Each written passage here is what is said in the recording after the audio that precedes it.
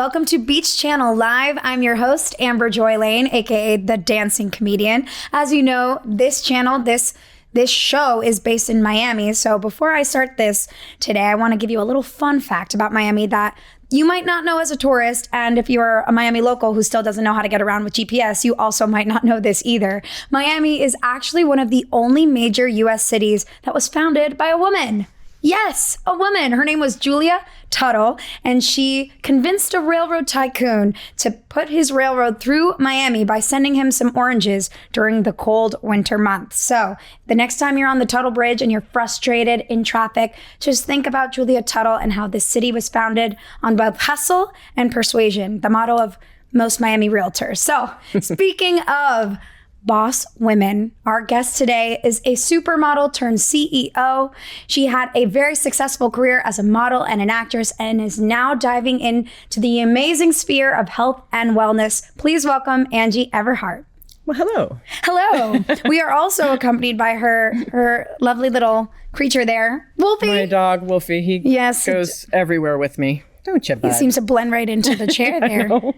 Well, welcome. So great to have you. Thank you for coming and joining us. Just a little bit, like, I'm sure as a model, you have come to Miami a lot. Miami was known for having the most beautiful light right on Ocean Drive. The photographers would come here to shoot models. And as you see, you've done lots of covers, especially in this, like, Sports Illustrated and that. Right. So can you remember your first, like, Miami memory? Miami memories. I have a lot of Miami memories because when I started coming to South Beach, I'm going to date myself here a little bit. There was like one strip of hotels right on the ocean. But you can still drive down Ocean Drive. You can't drive down that. No, we go back and forth on that, but yes, that was the time. Art Deco. I have a lot of fun memories from Miami because, you know, when you're young and you're a model and living large as a young, pretty girl and, you know, traveling around the world, there's nothing stopping you, put it that way. Yeah, of course. So Miami is definitely a center point of that time period for you. And I was asking the girls today about if it's still the same, if the models still come down. And from what I was told, they do it around, you know, in holiday times, they do that. But when it's cold everywhere else. The business has changed a lot, so it's not just Miami Beach anymore. But right, of course. I got lucky. Yeah. Do you want to talk, before we get into all the incredible things you're doing now, I think it's important to know the history and where you're coming from. So do you want to take us through a little bit of your early career as a model and an actress? So let's see. Modeling. I started modeling in Ohio because I'm from Ohio. And where the other Miami is, the much less popular Miami. Oh, yeah. From Ohio. And then I moved to Chicago. And from Chicago, I got discovered and moved to Paris. And then from Chicago to Paris. Paris. And then I lived in New York. And so that's when actually my whole career, we went to Miami. All the German catalogs all came every single winter to Miami. So I was here a couple times a year. Yeah, at least. So how was that red hair you have became a trademark, a blessing, I'm sure? Well, I was the only redhead in that generation of, like, the Cindy Crawford, Naomi Campbell, that group of girls. Yeah. And I was the only redhead. So I was working a ton. Yeah. Those girls would do 9-10 shows sometimes, and I was doing 20. Wow. I would hit shows. Fashion shows were big for me. Yeah. So you had a good walk. I did. Well, I don't know about that, but I had good hair. And that was all that counts. Did you ever get made fun of as a kid for your hair color? Of course I did. Right. I would imagine gingers have a tough go at it, but what a fun payoff for you. I got really made fun of in grade school, high school. But my mom did something really bad to me. She cut my hair off and gave me a curly perm in 6th grade. So oh my God. I looked like little orphan Annie. It was mean. She did it because I was starting to like boys. She was like, get rid of that. And then you became a supermodel. I showed her, didn't I? Oh, yes. So after you went from modeling into acting. Yes. And was that a smooth transition for you? Did you prefer it? Did you like getting your kind of personality across more? I've never actually chosen an easy road for anything, by the way, because when I first started modeling, redheads Like Eileen Ford told me, redheads don't sell. And I was like, you want to bet? So when I did a glamour cover, and when I hit that glamour cover hit the newsstands, I sold more issues than anybody the whole year. Wow. And so I got the numbers and I sent it to Eileen in a box. Did you really? I did. I put the numbers in the box and put back. a really beautiful box, sent it to her, and she called me that afternoon and she said, do you want to come back to Ford? And I said, no. Who were you with then? I was with Karen Models. Okay. And Next in New York. So, but yeah, I sent it to her just to prove a point. And she called me that afternoon. Would you like to come back to Ford Models? And I said, nope. I said, I'm going to stick with the people who believed in me. So obviously, I think being a model is kind of a dichotomy of both feeling empowered by your beauty, feeling sexy, feeling confident, but also constantly under scrutiny and your body. Oh, yeah. And so do you think that being a model has really given you a different kind of insight when you're creating your health and wellness products? Like, you know, what women go through. You were on the front page. I mean, under the spotlight, more than most women go through. So how do you think that the correlation? Well, you know, when you are a model, you are scrutinized every single thing. If I was 5 pounds overweight, somebody would tell me I was fat.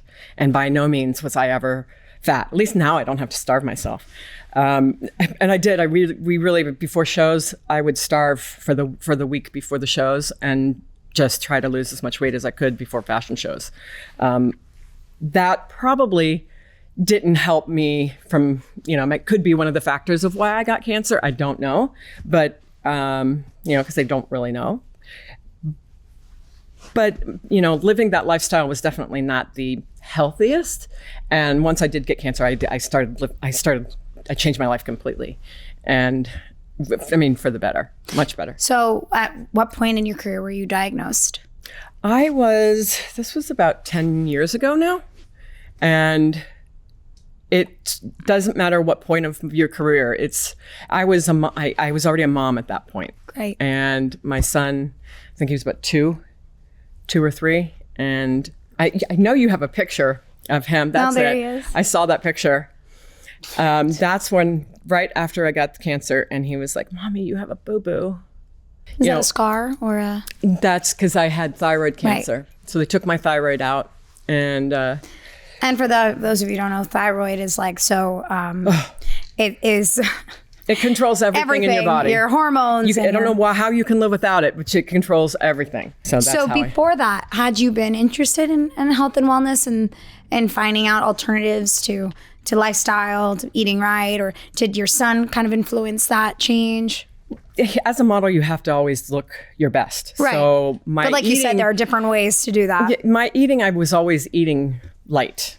And that's probably that's a good thing, but when you eat light, you also miss a lot of nutrients. There were weeks there that I missed a lot of nutrients, but it really started after I got cancer for me. That this road, the health journey for me was definitely after I got cancer, and started talking to a lot of doctors and collecting smart people basically in my life. So talk to me about Bare Organics. So Bare Organics, we just won globally. We just won the global awards for best organic food company. We don't put additives in our food. There's nothing. When you see beetroot, it's beetroot. When you have the ashwagandha or the marine greens or our biggest seller is Irish sea moss, believe it or not. We have all different powders. We have coffees, teas. But I really like it. I love the business side of it. Did it come naturally to you? I just got a master's in business in the last year of my life. Actually, an MBA, or just you mean doing all the actual on the job learning? Yeah. Okay. Wow. So to anybody, what would you say as an entrepreneur? And I'm sure female entrepreneur in this space, you're there's always just that male energy that you have to combat.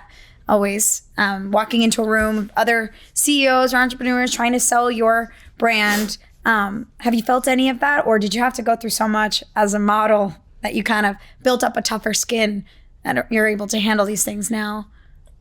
I'm afraid of sharks. That's about it. And that's it. Yeah.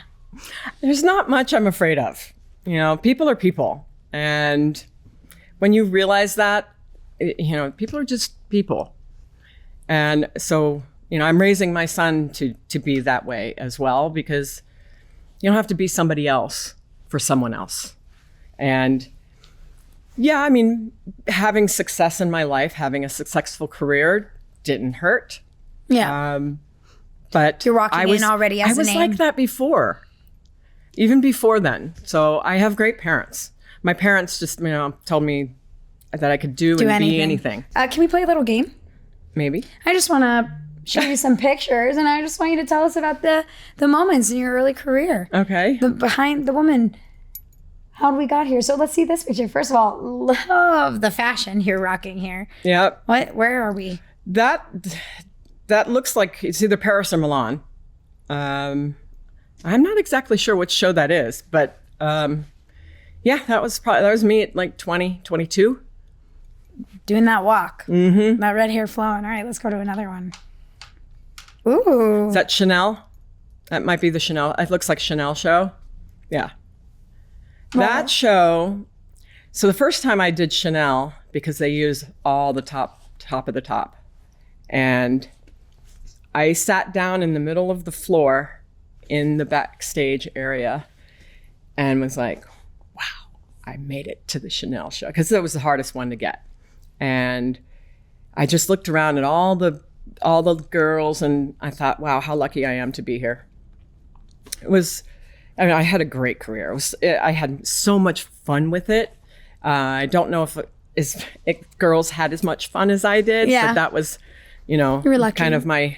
But it sounds like you had a lot of gratitude. And I think that's part of the experience, is appreciating where you are, not just in hindsight, but in every moment. Well, I did have I call it big hair. I did have a big hair moment. One of my girlfriends said to me, she's like, ooh, you have big hair, Angie. And I had checked myself. So, you know, I listen to my friends if something is up.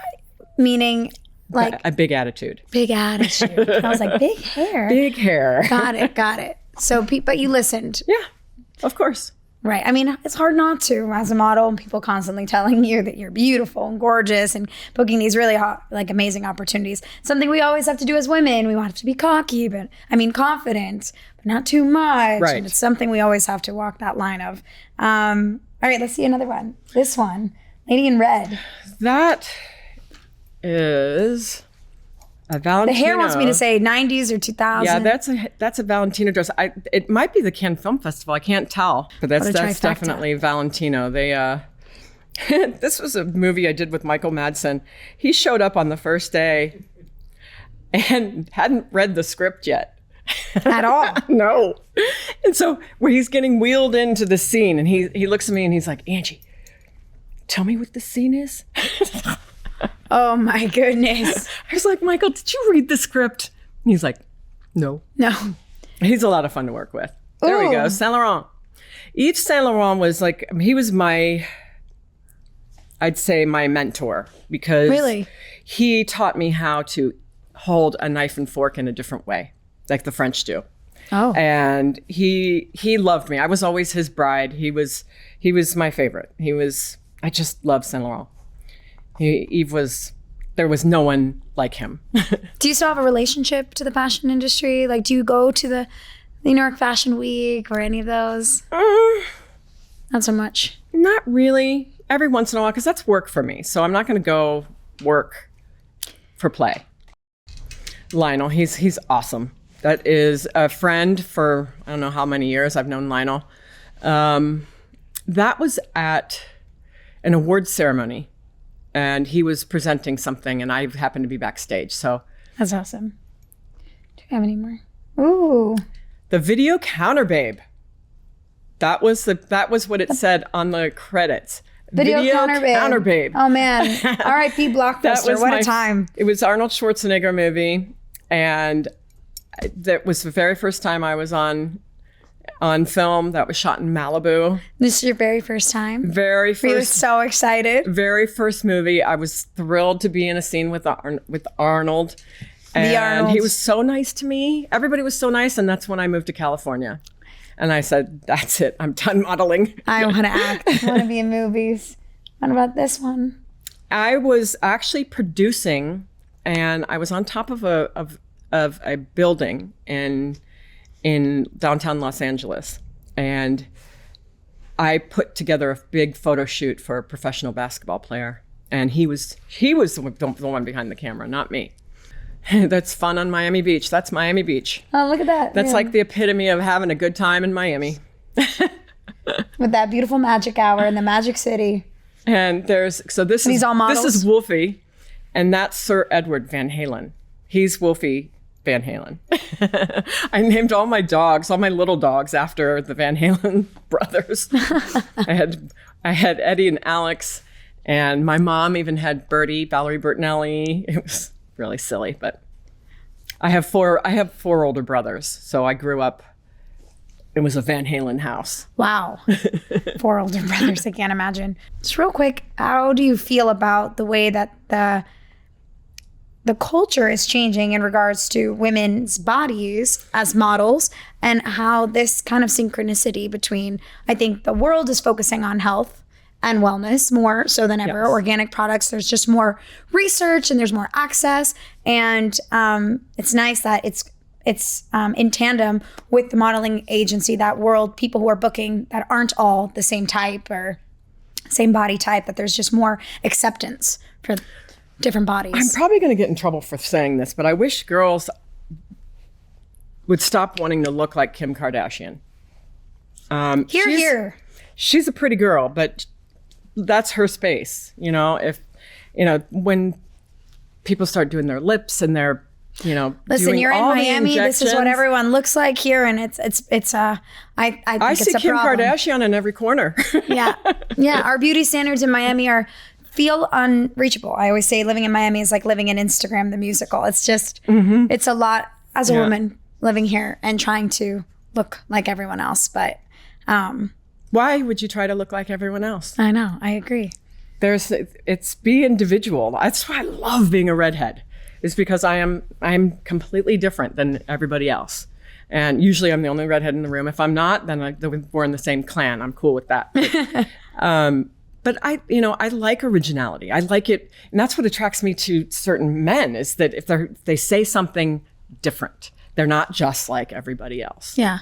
And, Do you think men will buy these products? Do you think men care? Oh, they do. Okay, good. Oh, they do. They do. We have a lot. As they should. They do. You'd be surprised. You'd be surprised. Okay, great. Well, tell us, where we can find everything that you're doing.